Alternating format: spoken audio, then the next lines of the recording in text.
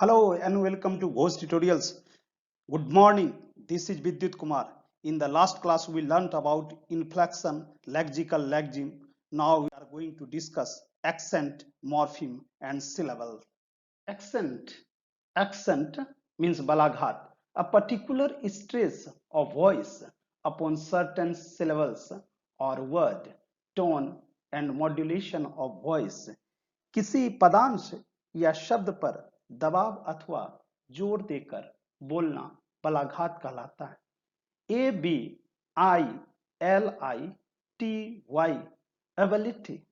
ability in ability accent is above a GRAMMARIAN grammarian in grammarian accent is above a morpheme means शब्द के भाग a morpheme is the smallest meaningful unit in a language किसी भी भाषा की सबसे छोटी अर्थनिहित इकाई को मॉर्फीम कहते हैं।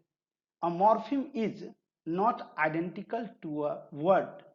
एक मॉर्फीम शब्द के जैसा नहीं होता है।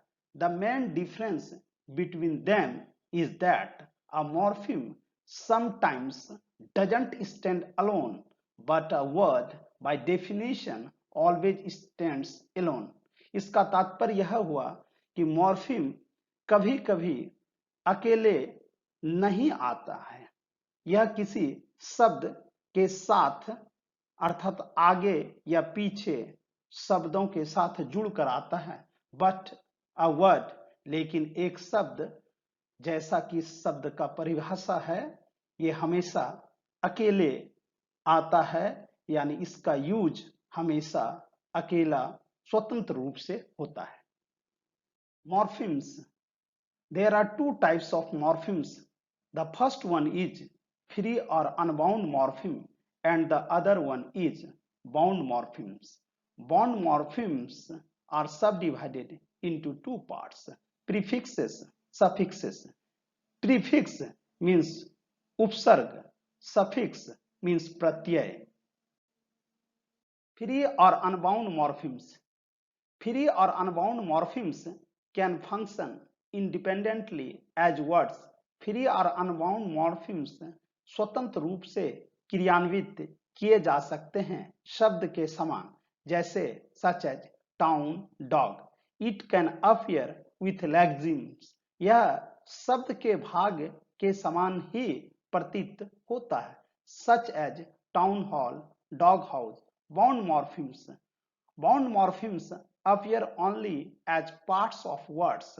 Most bound morphemes in English are affixes, particularly prefixes and suffixes such as an, pre, shan, tiv, etc. इसका तात्पर्य यह हुआ कि बाउंड मॉर्फीम्स को इंग्लिश में हम दो तरह से जोड़कर प्रयोग करते हैं, एक प्रीफिक्स यानी उपसर्ग के समान और दूसरा सफिक्स अथवा प्रत्यय के समान। Prefix, pre means before, fix means fix, prefix means उपसर्ग।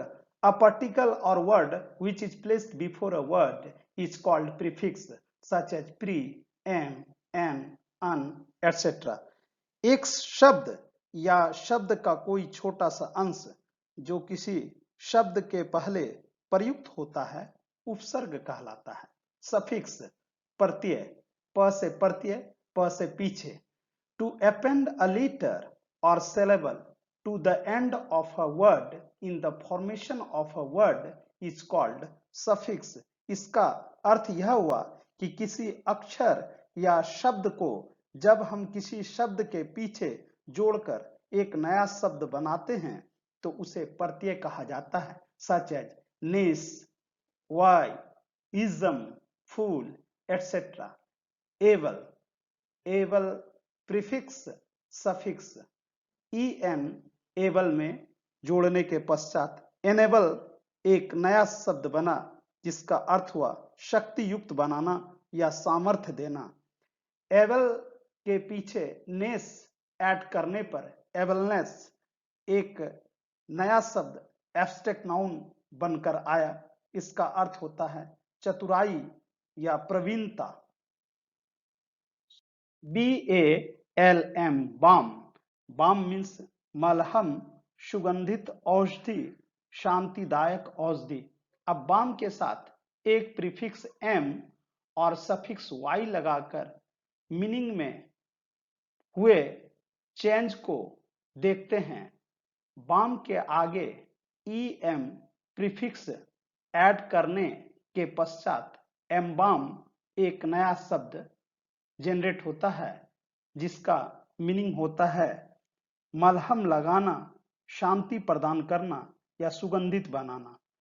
वहीं BALM प्लस Y बामी। बामी मीन्स पीड़ानाशक, शांतिदायक अथवा सुगंधित। यहां बाम में L ड्रॉप रहेगा, L का साउंड हम लोग नहीं देंगे।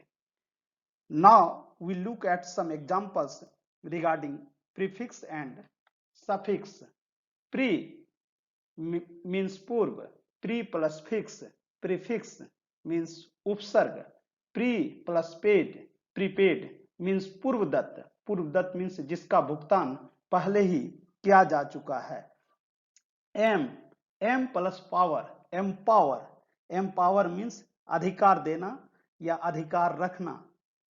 M plus bark, embark, embark means जहाज पर जाना या चढ़ाना, किसी व्यवसाय में लगना, साहस का काम आरंभ करना।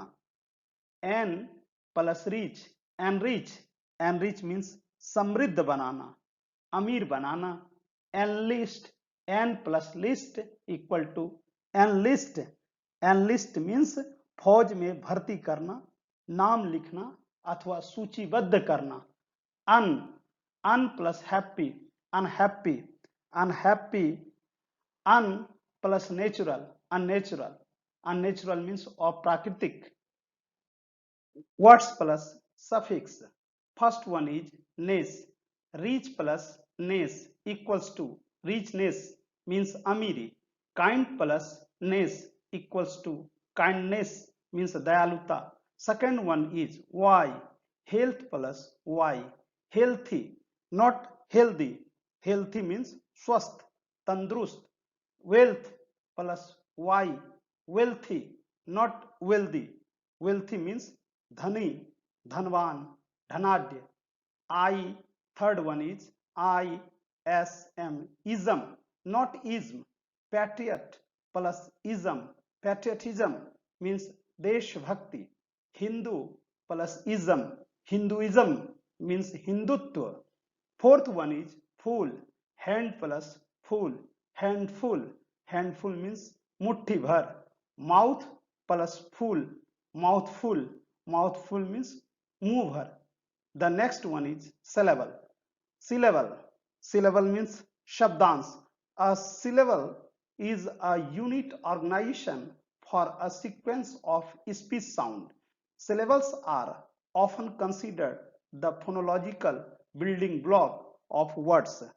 शब्दांश अर्थात शब्द प्लस अंश एक अक्षर अथवा कुछ अक्षरों का समुदाय जिसे एक सांस में बोला जा सके उसे हम लोग शब्दांश कहते हैं या शब्दांश के नाम से जानते हैं।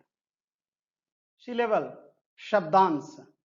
शब्दांश first one is one syllable word, यानी एक सांस में बोले जाने वाले शब्द। या वैसे शब्द होते हैं जिसमें सिर्फ एक वॉवेल का यूज होता है। वैसे शब्द जिसमें सिर्फ एक वॉवेल का यूज हो उसे हम लोग एक सांस में प्रोनाउंस कर सकते हैं, such as arts, hard, soft, short, tall, cry, sky, try. यहां मैं आप लोगों के साथ एक इंटरेस्टिंग फैक्ट शेयर करना चाहूंगा। कभी कभी आपके फ्रेंड आपसे एक क्वेश्चन पूछते हैं कि कोई ऐसा शब्द बताओ जिसमें किसी वॉवेल का यूज ना हुआ हो। उस समय आप असमंजस की स्थिति में पड़ जाते हैं और वह फ्रेंड आपके सामने आंसर के तौर पर क्राई, स्काई, ट्राई जैसे शब्दों को रख देता है। तो यहाँ पर मैं यह बताना चाहूंगा कि क्राई, स्काई, ट्राई में वाई सेमी वॉवेल्स है, कॉन्सोनेंट्स नहीं। बिना वॉवेल साउंड का कोई भी शब्द उच्चरित हो ही नहीं सकता है। सेमी वॉवेल्स की चर्चा मैं इंग्लिश ग्रामर #03 के ऑर्थोग्राफी सेक्शन में कर चुका हूं। इसे आप आई बटन में क्लिक कर देख सकते हैं। सेकेंड वन, 2 syllable वर्ड्स, यानी कि ये वे शब्द हैं जिसका उच्चारण हम 2 बार में कर सकते हैं। यानी ऐसे शब्दों में जनरली 2 वॉवेल्स का यूज होता है, such as agile, accord, beauty, cafe, commerce, Delhi, science. Third one is 3 syllables word. ये 3 शब्द के टुकड़े, यानी वे शब्द जिनको हम 3 बार में तोड़कर प्रोनाउंस कर सकते हैं। Beautiful, consonant, conjugate, dentify, botany. Fourth one, more than 3 syllable words. ये वैसे शब्द हैं जो 3 से अधिक अर्थात 4 या 5 बार में तोड़ जिनका हम लोग टुकड़ों में उच्चारण कर सकते हैं। Academy, competition, congregation, incarnation, constitution, intelligent, consolidation. I hope आपको आज का यह टॉपिक अच्छा लगा होगा। आप सबों को अगर कुछ पूछना हो या कोई सुझाव देना हो तो मुझे कमेंट बॉक्स में बताएं। यदि आपको मेरा यह वीडियो पसंद आया हो तो लाइक, शेयर और सब्सक्राइब करें और बेल आइकन को प्रेस करना न भूलें। फिर मिलते हैं अगले वीडियो में। तब तक के लिए इस कोविड-19 के दौर में अपने और अपनों का ख्याल रखें। स्टे होम, स्टे सेफ, घर पर रहें, सुरक्षित रहें और मेरे इस यूट्यूब चैनल के माध्यम से इंग्लिश के क्लास को एंजॉय करते रहें। Thank you.